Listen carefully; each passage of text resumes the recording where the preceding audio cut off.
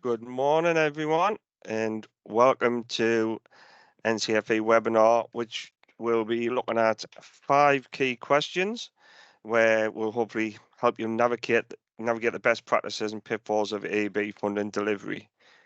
We've got 2 guests who have joined us today, who are going to give us their thoughts and insights into each of the questions that we're going to ask. So, first, we've got Simon Ashworth, who's Director of Policy at AELP. Many of you will know as Simon as the Director of Policy for the AELP. So responsible for developing and implementing AELP's policy approach, including responding to influencing stakeholder policy and ensuring it is in line with the board's short and long-term objectives. AELP, obviously a national membership body, proudly represent over 800 organisations and supporting thousands of businesses. Simon has got over 20 years experience in strategic and operational roles in different training providers and employers. And then we've also got Dr. Gareth Thomas, Managing Director of Skills and Employment. Before starting Skills and Employment, Gareth has had many roles within government bodies, and that was Director of Integrated Employment and Skills, Head of Programs, and Head of Area Relationship for a few. Gareth's heavily involved in LSIPs, especially around the Leicestershire, Derbyshire, and Nottinghamshire areas. And Gareth currently advises several independent training providers and businesses around the education landscape. So welcome them. Myself, I'm Andrew Barton. I am Product Manager for our adult provision at NCFE, looking after all our adult funded and unfunded programs at NCFE. So you say that we've got 5 key questions that we're going to be looking at today, and I suppose the hope from this session is that you go away with a better understanding of AEB and some of the pitfalls and myths, and try and dispel some of the myths that's in there. How you can maximise the impact of any AEB funded delivery and funding contracts, and I suppose navigating those additionalities and that you need when delivering AEB funded delivery. So we have got the chat function open. So if you've got any questions, we'll be monitoring the chat function as we go through, and we'll try and address them within the questions or at the end if possible. If there's any questions, especially questions around a technical sort of area where it's around relating to funding rules, we will take those away to make sure that we are responding in the right way with them. So firstly, I'd like to bring Simon and Gareth in here, and if we're all ready to go, we'll start with the first question. So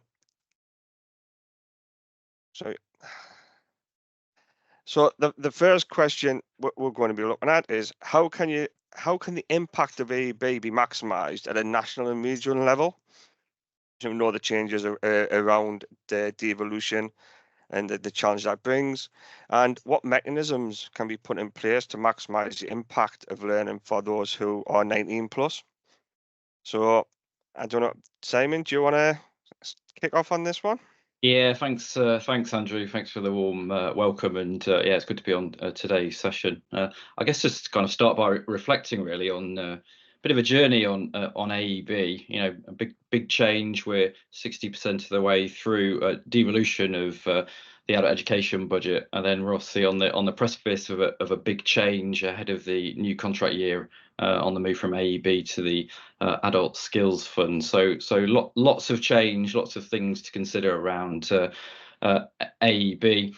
I guess kind of start off responding to this question directly is thinking about what is the purpose of AEB.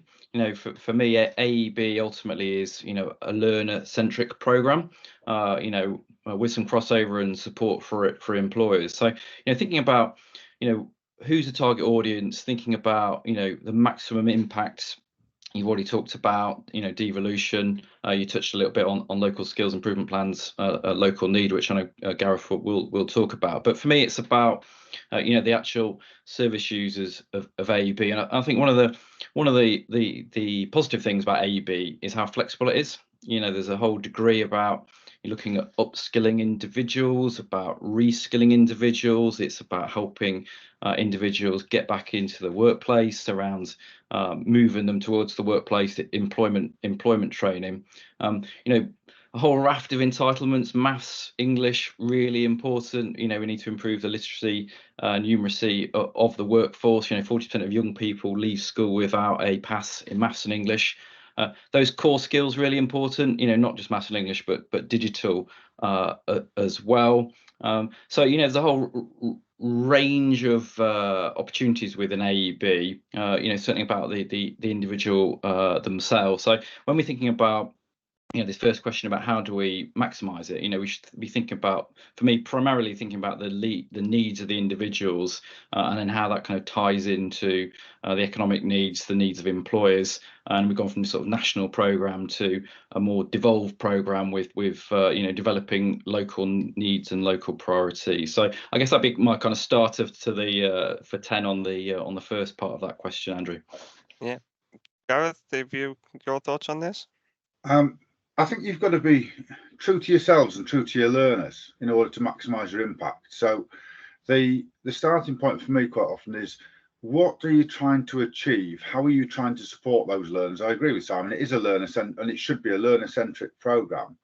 But I think we've seen quite a shift with everything we fund, or the state funds currently, to one where the purpose of the learning is more closely aligned to labour market need than has necessarily been the case over previous years.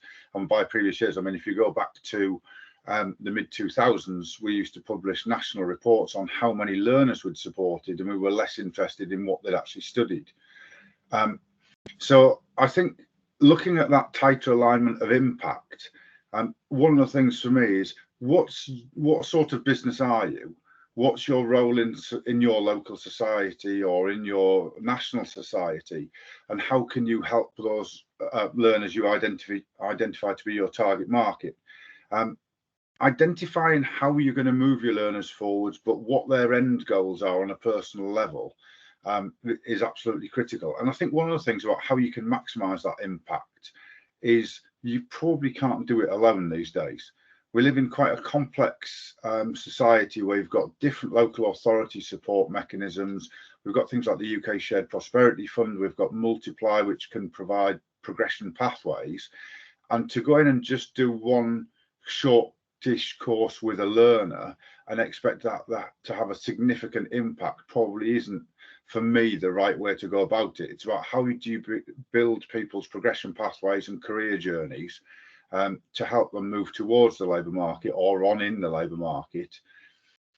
One of the key partners we used to work very closely with, I think, as a system, and I think that has dropped slightly, is the relationship with DWP. Nationally, that was a very tight relationship for a lot of years. That has now been sort of left to providers and colleges to manage on a local basis. But how you have relationships on the ground with DWP, local offices, for example, the job centres, is really critical, because they've got probably 3 or 4 key priority customer groups who AEB could be really powerful. And as we move forwards, I think could be even more powerful next year, where we see employer-led programs being brought back in scope. But even for this year, how you work with, say, 50+ returners who've finished one career, need to reskill to move back into work, how you work with female returners, or well, no longer just female returners from people who've had a career break, maybe to start a family, and how you work with the young people, especially on the back of the COVID pandemic, who are maybe 19 to 24, in that neat space. We'll start to see, with the demographic change, in those numbers going up, I think, over the coming couple of years, and the likelihood is that it'll be really hard to have a significant impact on your own. So whether it's UK SPF, whether it's Multiply, whether it's DWP, how you align your AEB, whether it's precursors to apprenticeships or whether it's precursors to skills boot camps, I think that learner journey is going to be critical over the next couple of years. Yeah, no, thanks, Paul. And I see you mentioned there about the employers and other stakeholders, and I suppose that the maximising the impact in that is about building those relationships with those employers, because it's all right delivering an AEB program, but it's that progression and that output of it. That's what's going to have the biggest impact. And I suppose there is challenges around that engagement with employers and different stakeholders. And any thoughts about how best to address that? I think I mean, the term that sort of appeared over the last few years is, the focus needs to be about outcomes rather than outputs. So I think historically AEB, used to be very much focused around, how many learners started qualification, how many passed. Certainly in the devolved areas, they're very focused on outcomes. So what has been the impact of the training? As Gareth mentioned, I think the best providers, they've got integrated pathways onto other programs. So they see AEB as a feeder for programs like skills boot camps or apprenticeships or other similar programs. So having those really strong links with employers and pathways into other programs tend to be where the providers work most effectively. It's also a very effective delivery program for themselves. Cost of acquisition is always a big cost for providers. So if you can invest in, working with a learner, taking them, from a low starting point, supporting them, moving towards the employment space, giving them more support, getting them a job, and then supporting them once they're in employment. That's a very successful model. We've seen providers also do that, also do very well at inspection. So for me, it's about making sure you've got good, clear progression pathways. And I think for some providers that's easier than others. A lot of independent providers have, don't necessarily have the full suite of programs that they will be able to progress learning into. But I certainly focus on making sure you've got clear progression pathways, a joined up approach, and having the employer involved is really, really important. There's a million economically inactive individuals in this country, and AEB, one of the roles of AEB really is to try and support more of those individuals back into the workplace. And I think AEB is critical for that. Yeah. Oh, thanks for that, both. And I suppose that the last one on here is, obviously we know with devolution, and you mentioned, Simon, around about the 60% through to devolution. And I suppose, are there any different challenges with regards to the regional side? I know we've had conversation with providers and local authorities, and I suppose that there is a big shift from the national AEB to regional. And your thoughts on that? I think we could have a whole webinar on that one. But I wanted to just a small bit. Yeah, I mean, I always say that, there's been a big piece of work done around apprenticeships to try and simplify the system. And I think, we've made some good strides on that. Away from apprenticeships in the adult education space, the system's becoming more and more complex in terms of local pots of money, eligibility, priorities. One of the things that AELP is trying to do at the moment is try and encourage some of the mayoral combined authorities to adopt some areas of similarity to make it more feasible for providers to deliver and easier for employers to deliver. But yeah, the key thing is to listen.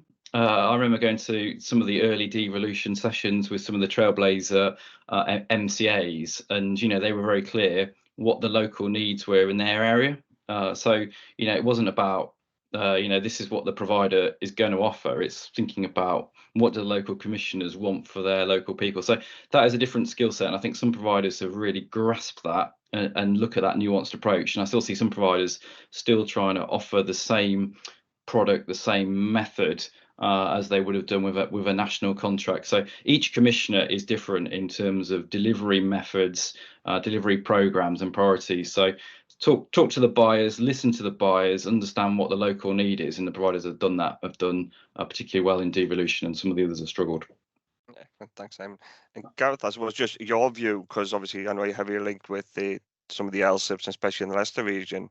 Have you seen the crossover in that from that point of view? Yeah, it's been quite interesting, Andrew, because I work across several different areas of the country at the moment, and there is quite a bit of difference. And actually, it's broader than just AEB. So we've had formal devolution of AEB in some MCA areas. We've got an informal devolution of skills boot camps with some local authorities receiving grant funding where they're commissioning locally, but using the national rules and payment mechanisms. So it's kind of a halfway house to devolution. But the crucial thing in all of those areas is, as Simon said, local priorities are key.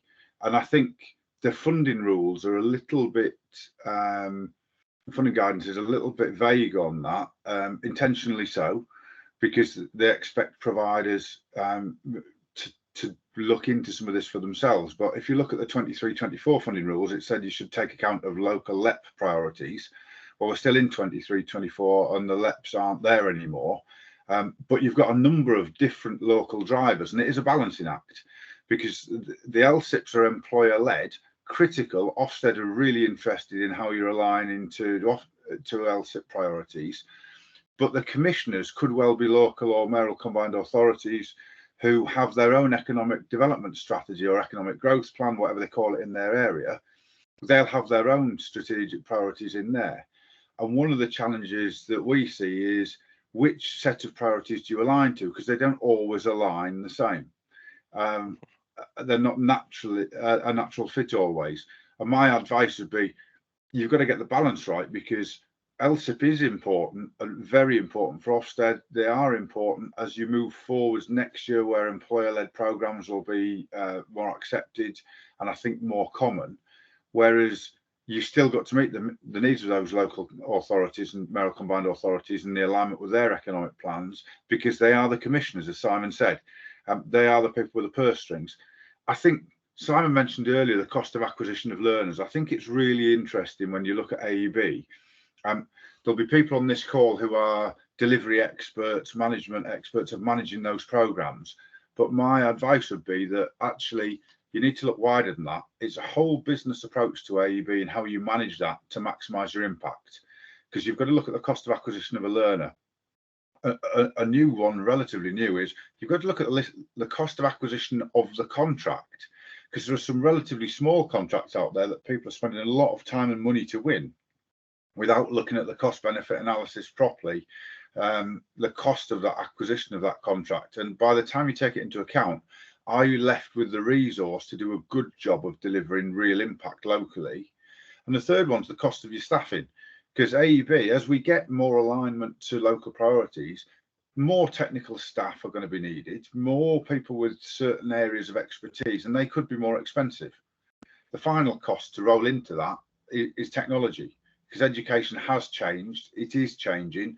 AI will make the development of some courses much quicker, but they'll still need checking, quality assuring, managing, rolling out, and staff will need training.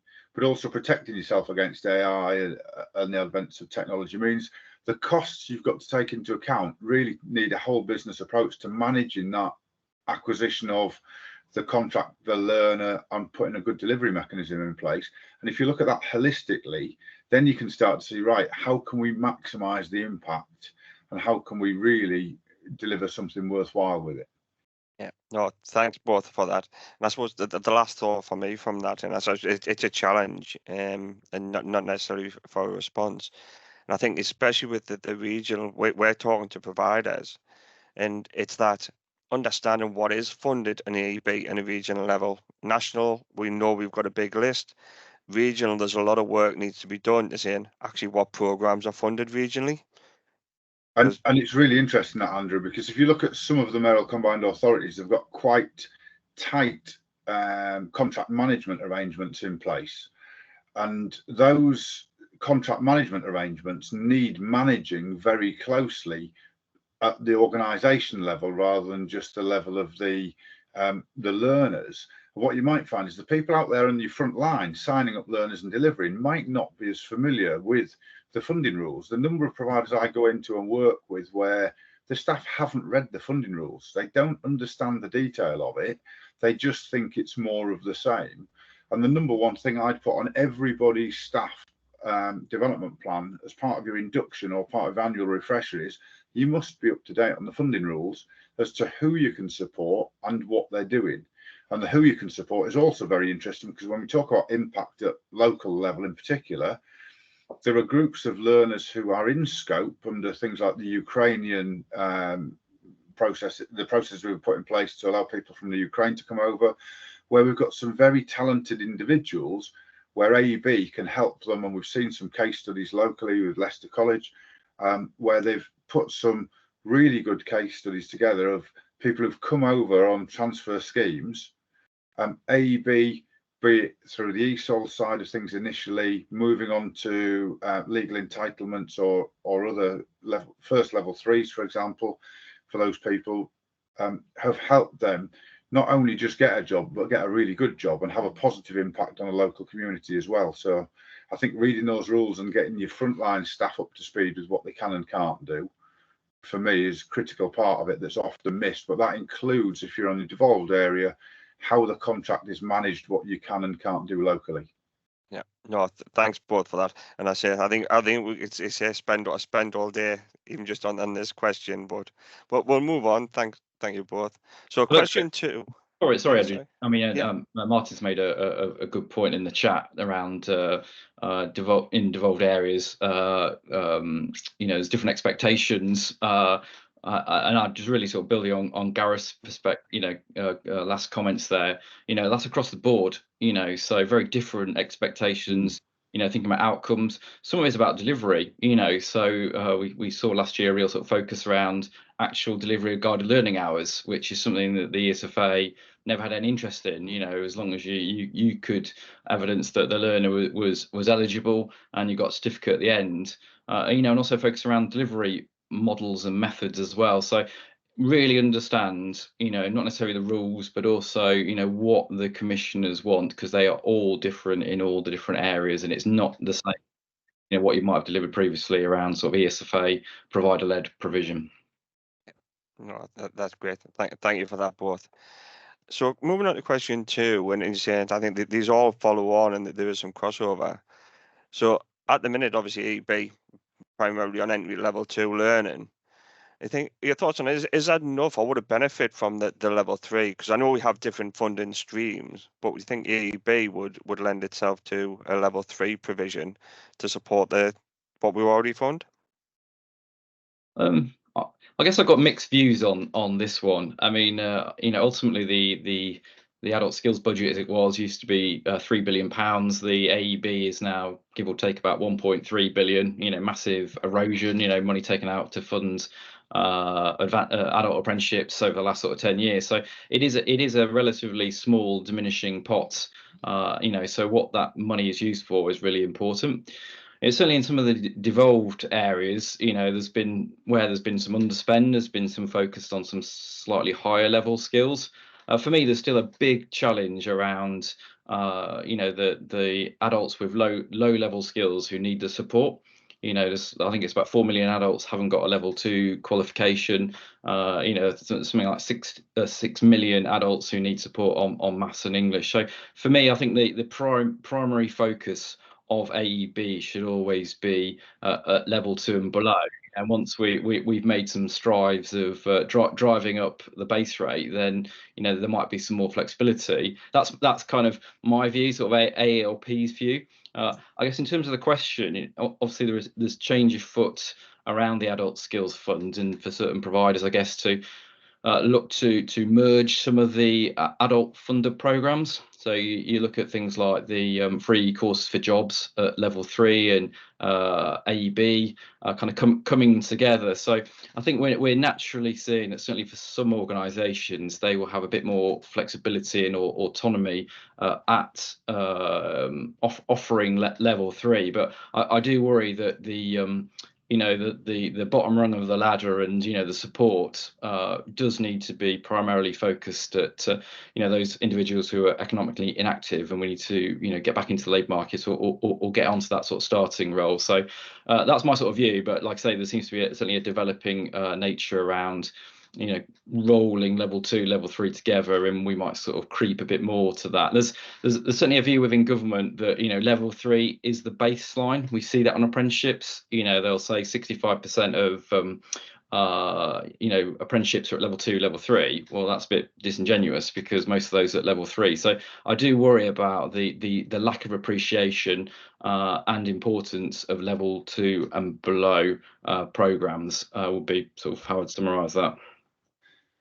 I think there's another angle to look at it as well, Andrew, which is if you think about an apprenticeship, as we stand today on the funding rules, you're in a position where an apprentice should be doing 6 hours a week off the job training for a year to become a qualified apprentice, even at level 2.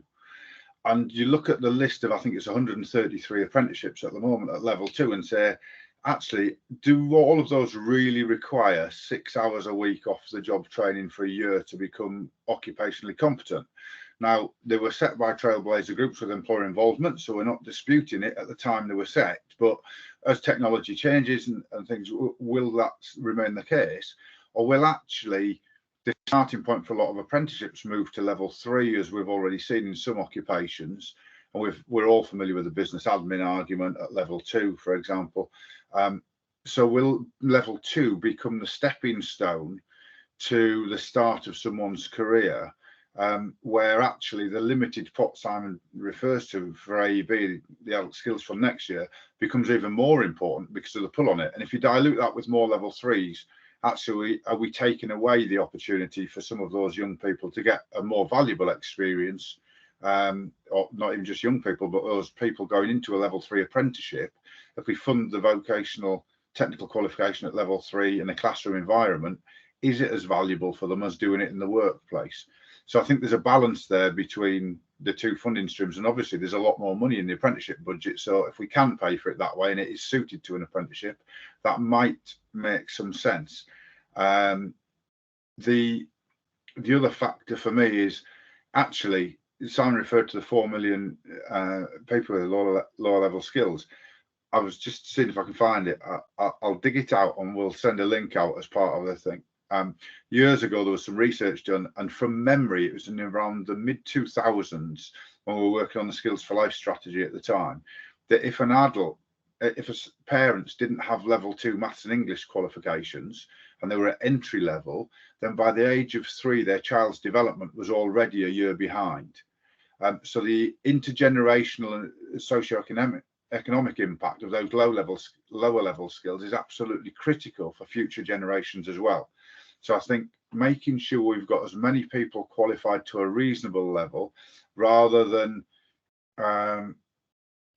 trying to shoehorn, because level 3 will be more expensive as well. The cost of delivery is higher, the cost of staffing will be higher, the tariffs are higher. So rather than fund fewer learners to do a level 3 where there's other budget streams potentially to do that, maybe we should be focusing on those core skills that will have those intergenerational impacts as well. Yeah, that's good. And actually, that mirrors everything you hear. And when you look at all the LSIPs, those cross-cutting, transferable skills, meta skills, whatever the work, or skills for life and work, whatever you want to call them, those are the ones that are key, because to a degree you can't teach the technical skills within any sector if we haven't got those cross-cutting, so those base skills, whether that's communication, when we know communication is coming out well, so communication, problem solving, the math, the English, the ICT, those base skills are what's going to allow us to build the skills gaps moving forward. And without those, you're teaching technical skills to people who necessarily haven't got the skills to be taught. To understand the instructions and the training itself. If you look at the LSIP data around the country, actually English language skills, and that's not necessarily for speakers of other languages, it's also for English nationals where English is their first language. The English language skills still came out really highly as demand from employers as one of the most important things for them locally. We saw that in Leicester, and Leicestershire, and there's a very different demographic between the city and county. But actually, if you look at the data, English language still comes out, the importance of it for employers and for employment opportunities, really highly.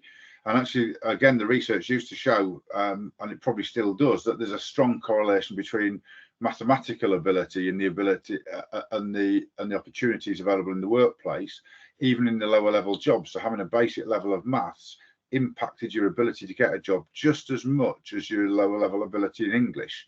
Everyone assumed English would be more important for job applications, CVs, letters, etc. But actually, if you can't read the bus timetable and you can't manage your time because of your mathematical ability, you're not going to be able to get a job or hold it down either. So both of those are really important. And I think it's, whilst level 3 is important for that career progression, actually getting people into work and then the next stage is off in work benefits, off those what was tax credits, universal credit for those in work. I think that is absolutely fundamental to the success and that impact we talked about in question 1. Yeah, no, that's great. Yeah. Yeah, Simon, did you want to come in there?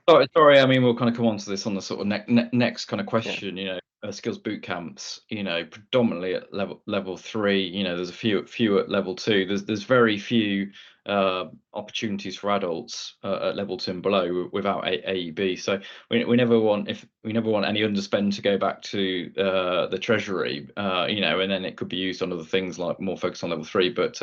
Got to be a focus at level 2 and below. Going back to the work that Gareth talked about on the Leicestershire LSIP and across the other LSIPs. I don't know why people were surprised, but all employers say having individuals with good maths, English, digital skills, behavioural skills was a big priority over technical skills. Some of it is just be able to get people in, get them working as part of a team, and then train them. So it feels a little bit like trying to run before you can walk. But like I said, the direction of travel seems to be a bit more autonomy for providers to have that flexibility with a slightly wider adult skills fund. And then the likes of Ofsted will be, I guess, looking at meeting the local need. And if you're offering level 3 provision, what about the needs at local 2 based on your local economy as well? So look, I think there'd be more autonomy for providers to make those decisions, but it'd be really important to make informed decisions about what their offer is moving forward. No, excellent.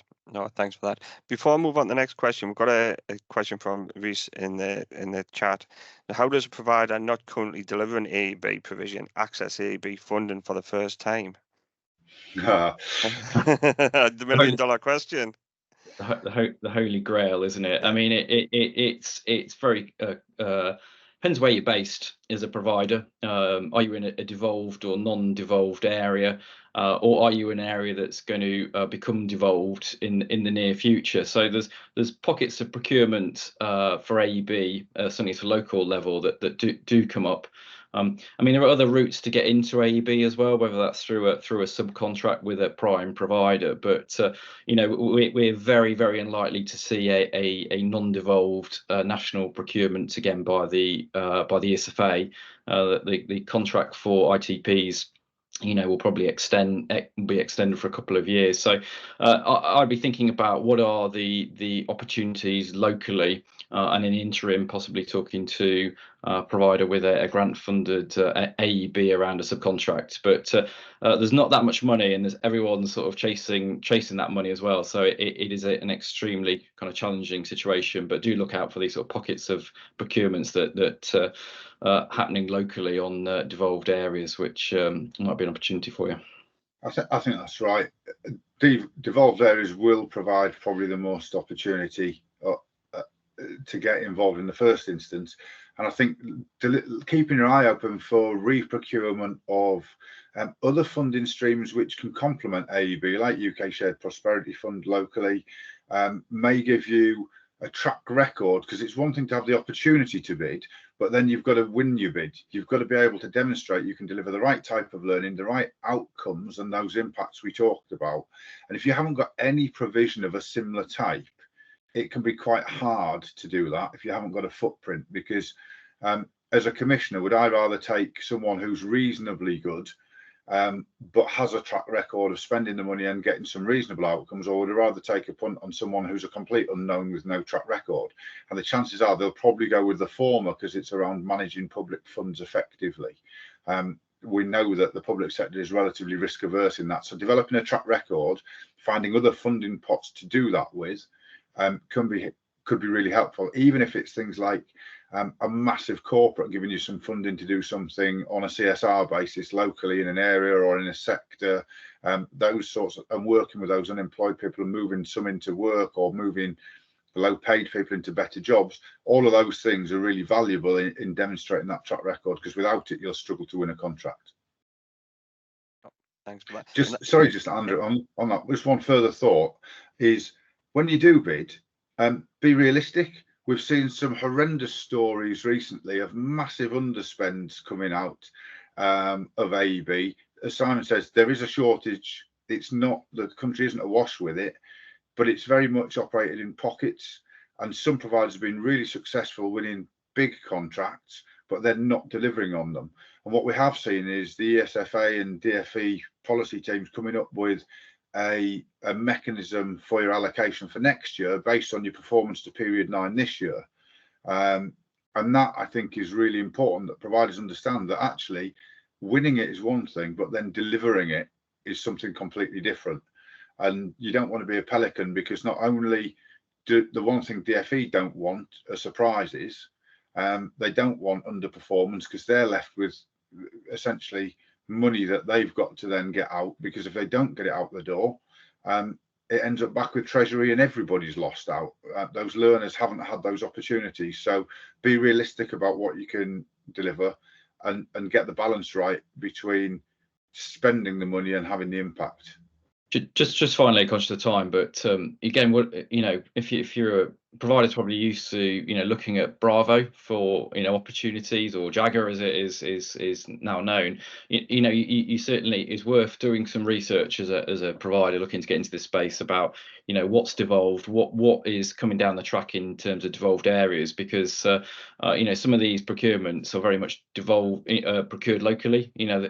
Remember with the GLA in London, they used Transport for London's kind of portal. So make sure you do kind of research, look at where the opportunities, when are the contracts coming to an end, who might be a new area that's going to be devolving at AEB, and it requires a lot more kind of research time to do that, rather than just going to a single kind of national portal, again, which is kind of moving away from that national approach of procuring AEB to much more local need, local engagement events. So that's definitely one I'd encourage you to have a look at. Excellent. That's great. And that leads directly into the next question anyway, and we've talked a little bit about this. It's how we can use AEB in conjunction with other funding streams. And we know AEB includes many things like, the traineeships, 24+ traineeships is in there. We've got skills boot camps, we've got the National Skills Fund, we've got all these different funding pots, and I suppose it's how can we best use these, and I suppose linking back to that impact on the learners within that. So your thoughts on that?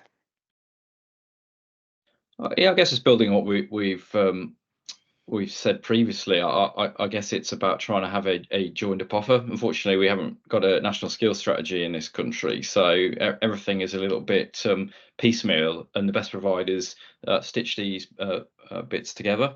I think there are some natural progression routes out of AEB.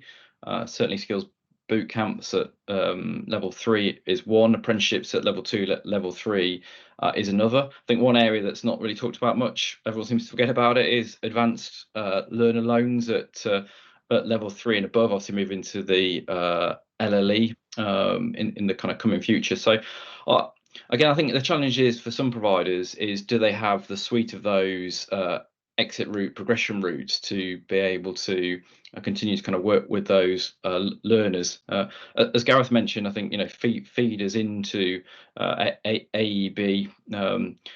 I think there's some of the best providers work in the DWP space, thinking about some of those big employment programs. How can some of those engage with those individuals? So Some of it is about the mixture of programs, and I think really sort of just building on what we've said. But skills boot camps, apprenticeships, I think they're probably the main opportunities for a lot of providers to try and knit outcomes of AEB into kind of the next stage in terms of a pathway.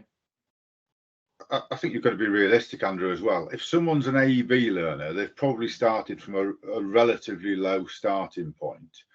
The chances of them wanting to take on a learning loan and do that sort of provision is probably relatively low compared to someone who's a higher achiever and more career driven and has a history of being more career driven to take that loan on. So as Simon says, I think apprenticeships definitely, boot camps definitely. The challenge with those things are you might not have them yourself. So one of the biggest challenges I think in the sector faces at the moment is who owns the learner. It's an old argument where we've even seen it with LSIPs, where we've had colleges who haven't brought their employers to the table in certain areas because they want to protect their relationship and they're fearful if they bring them to the table, one of the other colleges in attendance might nick their customers. It's very much the same with AEB, with adults, where providers can be very narrow in their view about hanging on to their own customer base, but actually that's limiting the impact they can have and the impact they can demonstrate to Ofsted and others, because actually there's a lot of us live in the country. There's an awful lot of people out there with those needs, and hanging on to a few might not be the best thing for those learners. But actually when those learners go and talk to their friends in similar positions and their colleagues, actually they will remember who started them on that journey, who helped them. They won't just remember the last provider they worked with.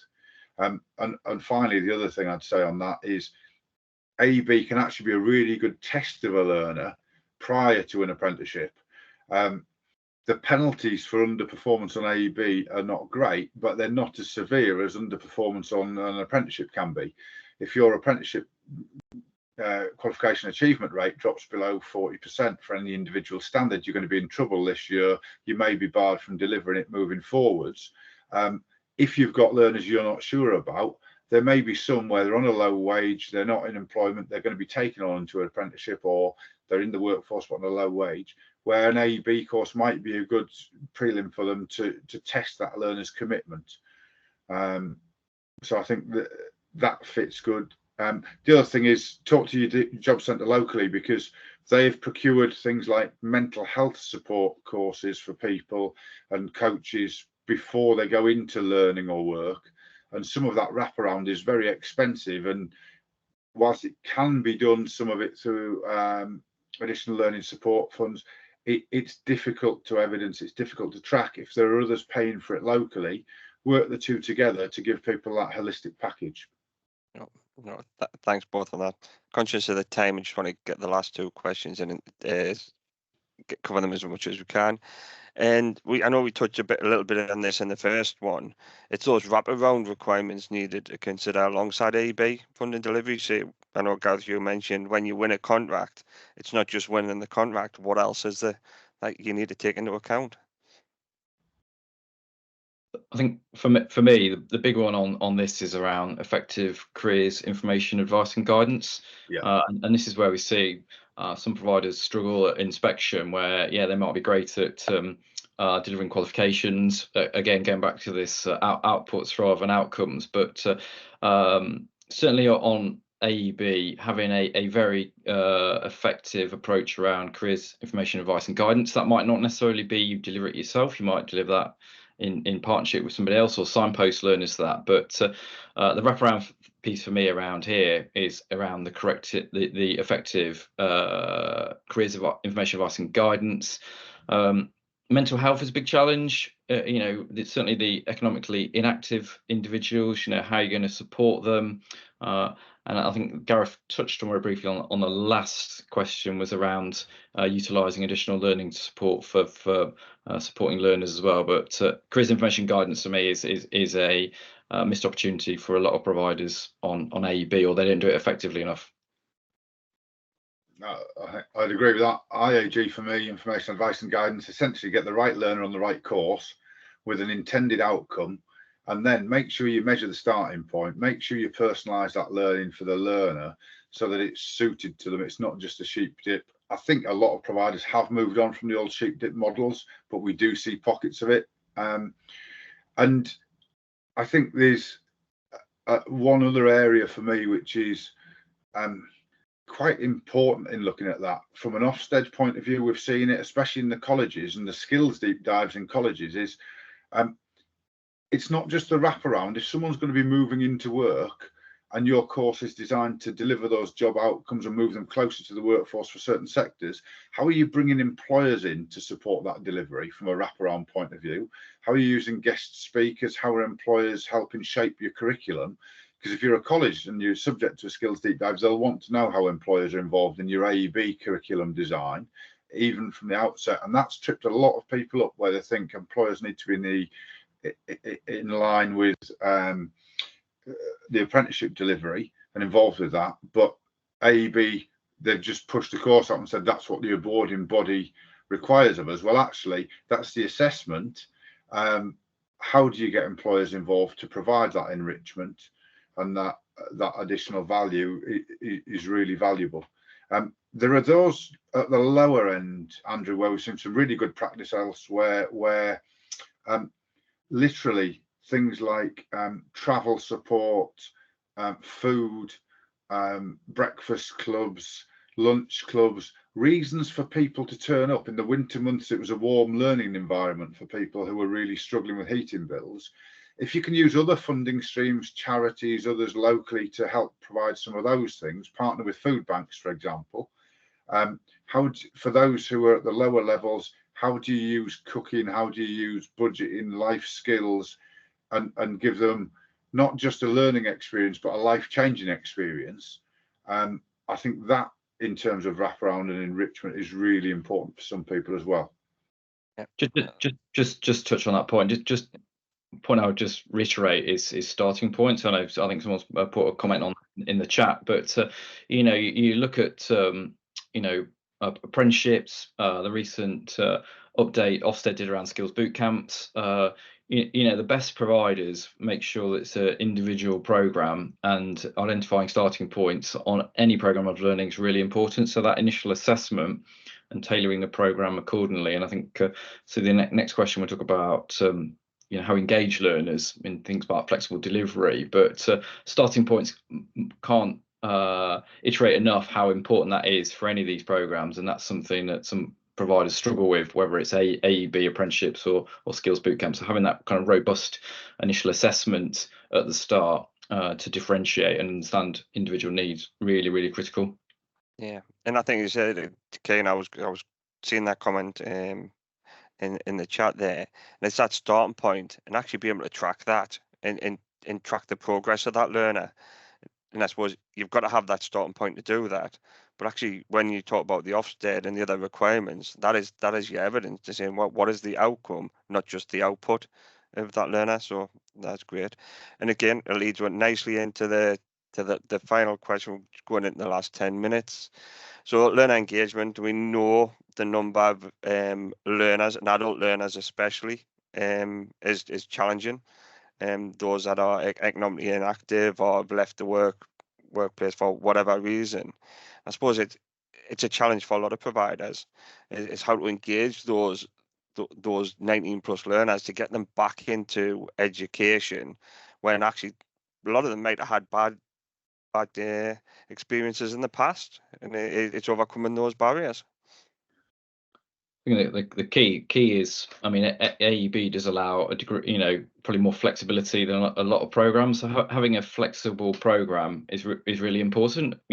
Where you deliver it, at what time. Thinking about the individual circumstances for individuals. This is why for me the adult community learning part of AEB has always been really important. There's been a bum fight in the not too distant past around perceived value around non-regulated provision. We've seen sort of a move to tailored learning coming in. Really important part. So for me, the individuals who might participate in AEB have a range of challenges. It might be childcare.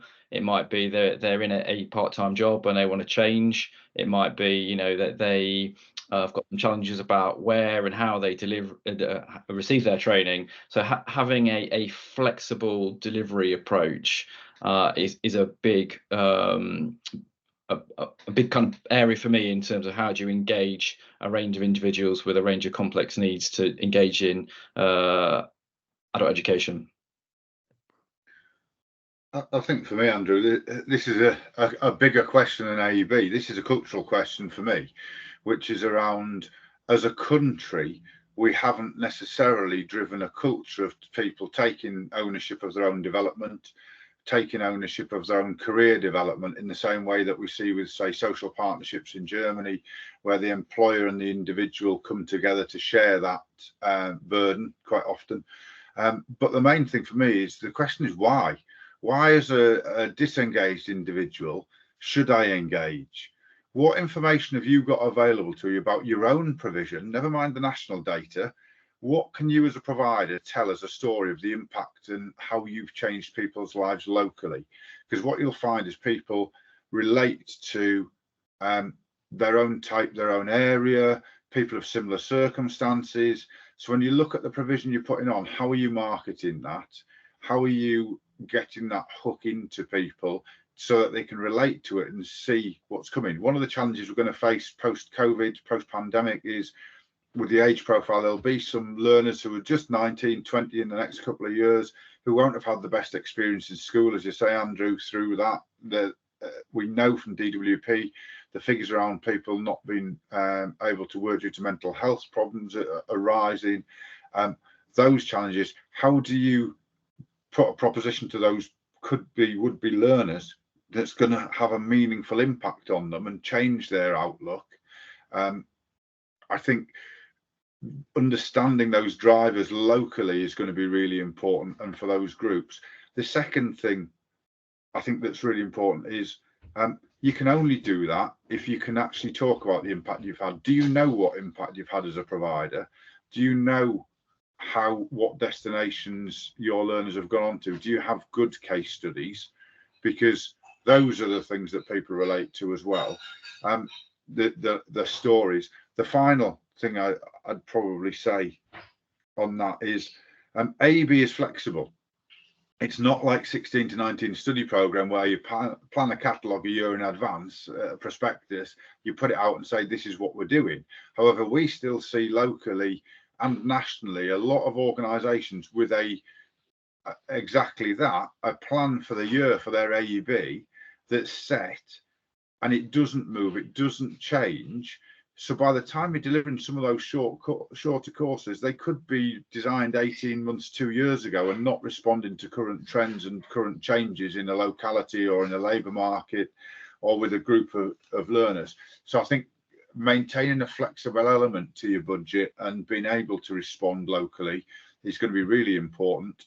And the final thing I'd say about how you engage and promote learning at 19 plus, next year, not this academic year, but in 24-25, with those employer-led programs coming in scope for AEB, just start to do your planning now. If you know you've got a budget allocation for next year for non-devolved nationally, and you're going to be working with employers on it, don't expect to be able to go into a large employer and burn your budget quickly without a serious lead-in time and some serious planning, because those people, if it's an employer-led program, are going to need, those businesses are going to need to plan the release time for people to do that learning or plan the alignment, how they do that. So if you're going to start promoting it to the lower paid or those part-time in work in partnership with employers, start those conversations now. The sort of the sad part about all of it, I suppose, Andrew, the disappointing part is years ago, DWP in local offices and job centres held a lot of information about what occupations people were in and what sectors they were in, where they were on benefits in work, whether they were low paid or what sectors they were looking to move into. And unfortunately, the DWP IT systems don't hold that information. So DWP locally won't be able to tell you we need this many people in these occupations, upskilling to help them move off in work benefits. So it will be the relationship with the employer that's going to be key to that, rather than getting that information from any central source. No, that's great. Just in the chat there, a comment from Esu. And I think Simon mentioned about flexibility, and we know individual programs can be difficult when you've got group sessions, but I suppose it's having that flexibility within the program to be able to deliver them at scale, to make them cost effective, but actually making sure you meet the individual needs, and I suppose it's a fine balancing act. And the other comment there from Esu is they've got to be careful on who they enrol, as attendance is looked at by Ofsted. And you say if you're working with a disadvantaged community, that can be impact. So it is a balancing act for providers. It is a balancing act. So I worry less about that now than with the EIF than the CIF. I mean, you're getting providers on apprenticeships who are getting good or outstanding outcomes from Ofsted who've got very low achievement rates.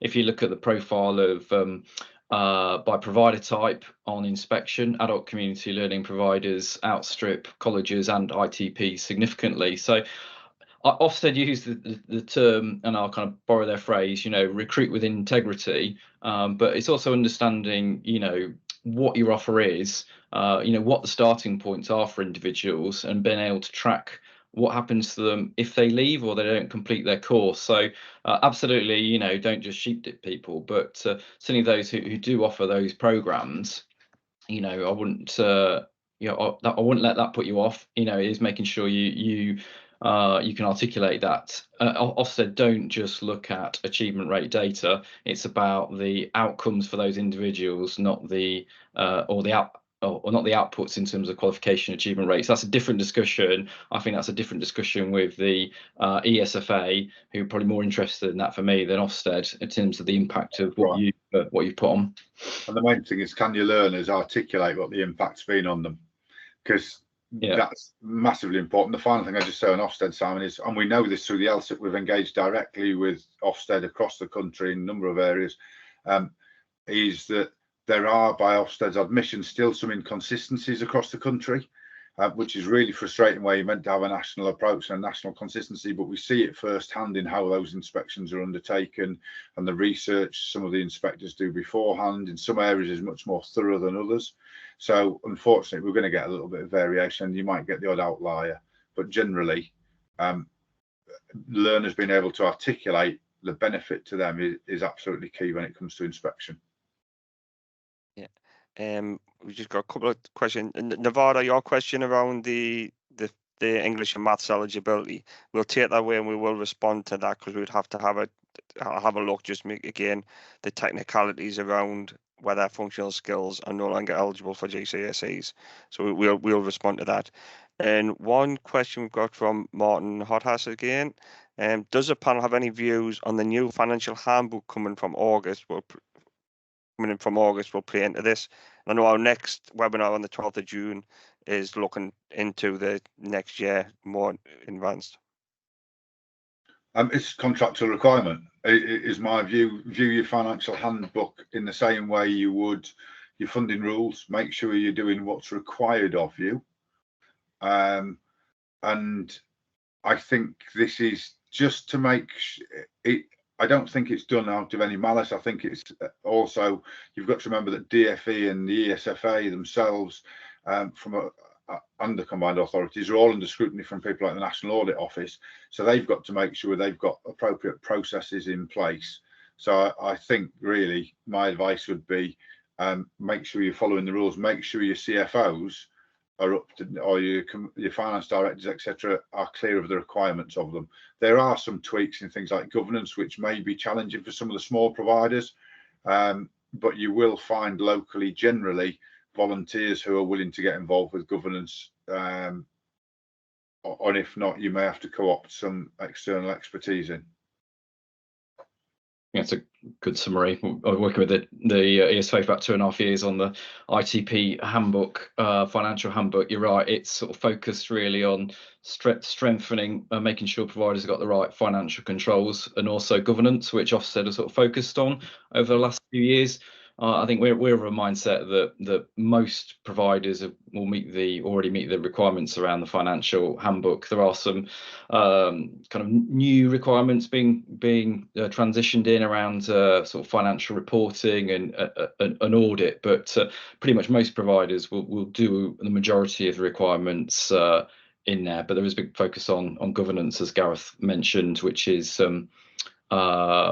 based on provider income, so it's tailored. So smaller providers have different requirements to, say, a provider that gets £20 million of income from the ESFA. Excellent. Thank you both. As conscious of time, some really good comments and insight there, which I'm sure everybody's can take on board. So just as a final close, I want to thank everybody for joining us, and thanks Simon and Gareth for their input today. We have got another funding webinar on the 12th of June, which my colleague Claire Bridger will be hosting in my absence with Simon and Gareth again at the table, and that will be looking at the funding rules for 20 and the changes for 24-25. Any other information, any further information around AEB from NCFE, including our funded programs and any other supporting that we can give with that, you can either visit our website, which it was on the slide deck, and or contact our marketing through email. The slide deck will be sent out with regards to the package and the recording post event. So I just want to say thank you again for Gareth Thomas and Simon Ashworth for their input, and everybody for joining today. Thank you. Thanks, Andrew. Thanks, everybody. Thanks, Rick.